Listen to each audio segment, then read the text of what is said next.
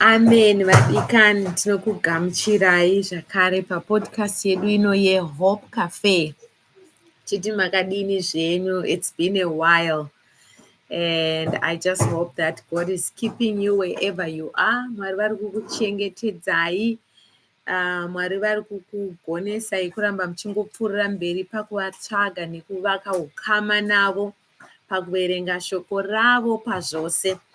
I'm just here to say thank you so much for watching our videos. Thank you for being with us throughout the year. Gore rasvika pakupera, and we are closing our channel for now. Tozosanganazve gore rinouya. And we just wish you a very happy festive season, you and your families and your extended families. And if you are going to travel, we just pray kuti Mwari ngavakuchengetedzei wherever you go. Vacations, go out there and have fun and enjoy. But murambe muchingotsvaka Mwari, muchingonamata Mwari nguva dzose. I just want to share this verse with you. Iri pana Philippians 4 pavhesi ya8. 6 and 7 yachona iya ndo inotaura yekuti be careful for nothing. So let me just read from verse 6. Inoti musafunganya pamusoro pechinhu chimwe, asi pazvinhu zvose mikumbiro yenyu ngaiziviswe Mwari nokunyengetera nokukumbira pamwe chete nokuvonga. Zvino rugare rwaMwari runopfuura kunzwisisa kwose rucharinda mwoyo yenyu nemifungo yenyu muna Kristu Jesu. Pavhesi ya8 inoti pakupedzisira, hama dzangu, zvose zvazvokwadi, zvose zvinokudzwa, zvose zvakarurama, zvose zvakachena, zvose zvinodikanwa, zvose zvinorumbidzwa, kana kunaka kupi nokupi, kana chingarumbidzwa chipi nechipi, fungisai izvozvo.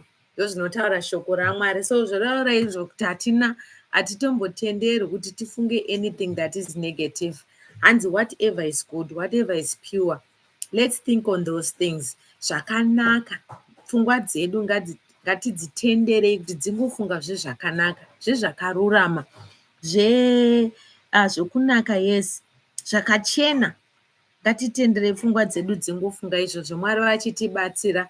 So I wish you all a Merry Christmas and a happy festive season. Mwari vakuchengetei, vakuitirei zvakanaka. Tisangana zvakare gore rinouya. I'm just going to pray. Baba, toda kutendai muzita raJesu, makanaka. Tinovonga nekupa mbiri kuzita renyu rinoshamisa. Hakuna umwe wakafanana nemi. Muri Ishe wamadzishe namambo wamadzimambo. Lord, we thank you for keeping us throughout the year. We are grateful of your love, of your care, of your protection, of your provision, Lord. We are grateful. Some went through difficult situations. As Mwari, you were present in their lives, and we thank you that you have taken us thus far. Even Mwari, in difficult circumstances, even in abundance, in whatever situation or circumstance any one of us had to go through, we are grateful that you have kept us. And we pray and continue, my way to say, continue to cover us and keep us. Go before us, Lord, and make all crooked places straight.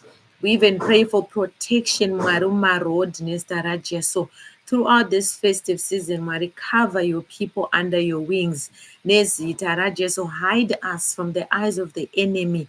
Nezita Raja, so send your angels to take charge of our lives. May they carry us that will not dash our feet on hard rocks. We thank you for your faithful.